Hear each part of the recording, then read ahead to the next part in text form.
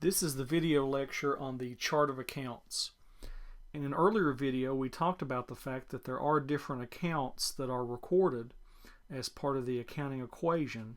So in this video, we're going to talk about the chart that actually lists all these accounts.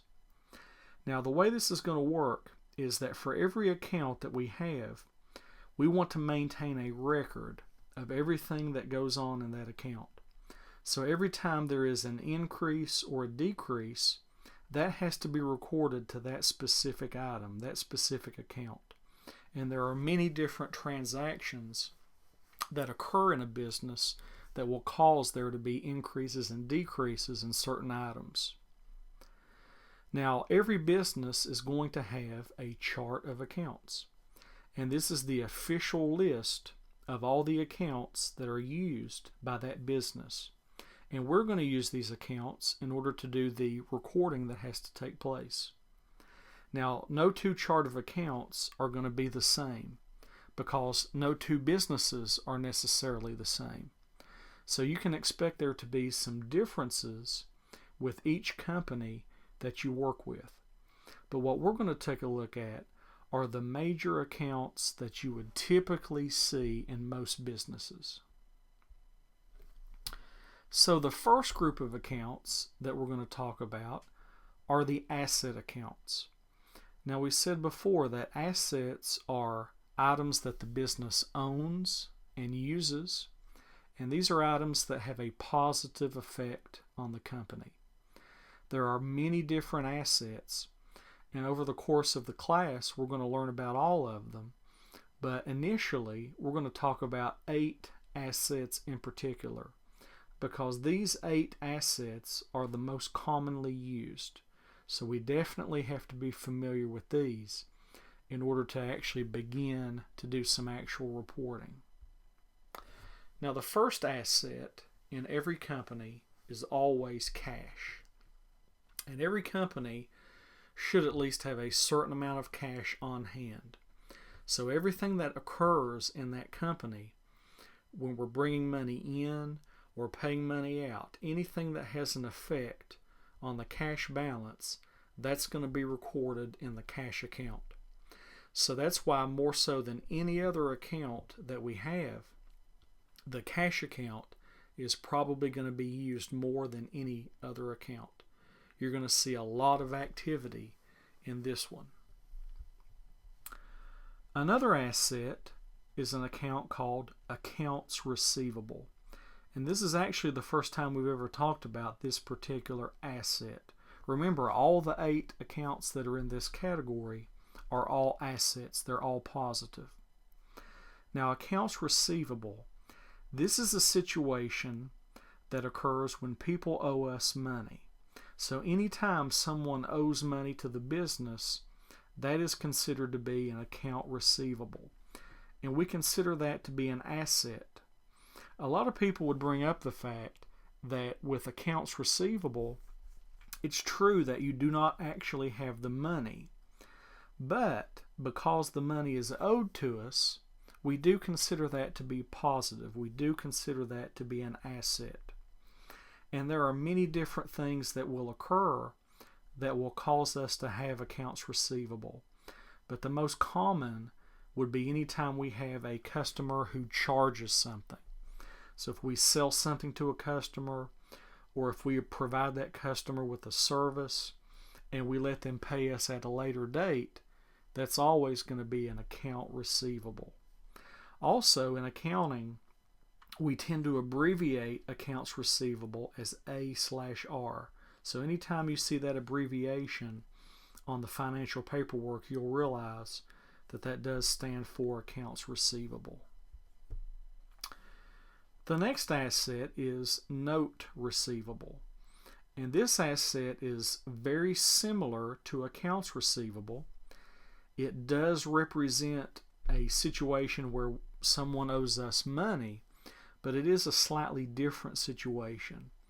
And the difference here is that with a note receivable, it is a written agreement. So it's some type of a contractual written agreement, and we're charging interest. So if those two situations are true, a written agreement exists and we're charging that person interest, then that's going to make it a note receivable. And of course that will complicate things because we'll have to account for the interest and be able to calculate that. And again, the classic accounting abbreviation for a note receivable would be N/R. The next type of asset is called a prepaid expense. Now, at first glance, a lot of people would actually question prepaid expense because when you see that word expense, that tends to have a negative connotation to it. You think about things that you're having to pay. But actually, a prepaid expense is an asset because this is when we pay an expense in advance. Anytime we go ahead and pay ahead of time or in advance, that means we actually have a credit toward that expense. So that's actually a good thing. So for example, on a personal level, some people, they might pay their utility bills as they receive them. Then again, other people go ahead and just pay extra, and that way they have a certain amount of credit toward the next bill. So it's the same thing here. It's an advance payment of an expense. So believe it or not, even though it seems a little contrary to what we might initially think, that is an asset. The next asset would be the supplies account.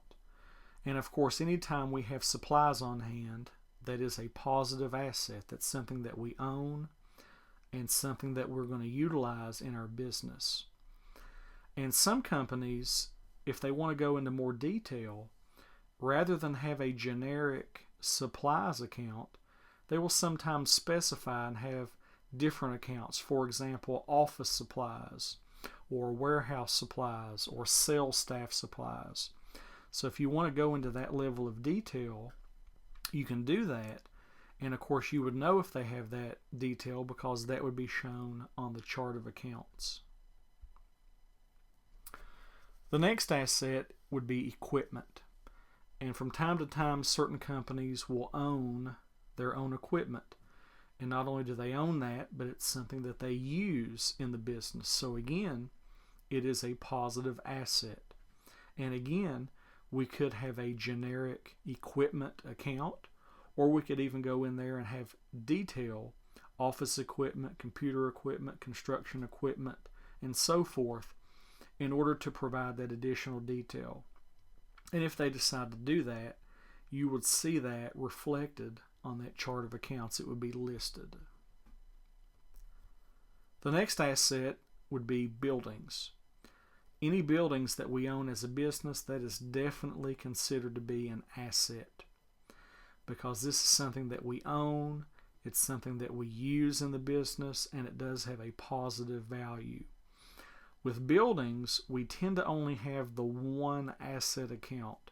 So even though we might own multiple buildings, we tend to record the value of all those in that one asset account. And then we have land. And land as well is considered to be an asset. This is something we own, we utilize it, and this incorporates all the value of all the land that we own. So all 8 of those are considered to be assets. And like I said, there are other assets. It's just that these 8 tend to be the most commonly used and the ones that you would tend to see on just about any company's chart of accounts.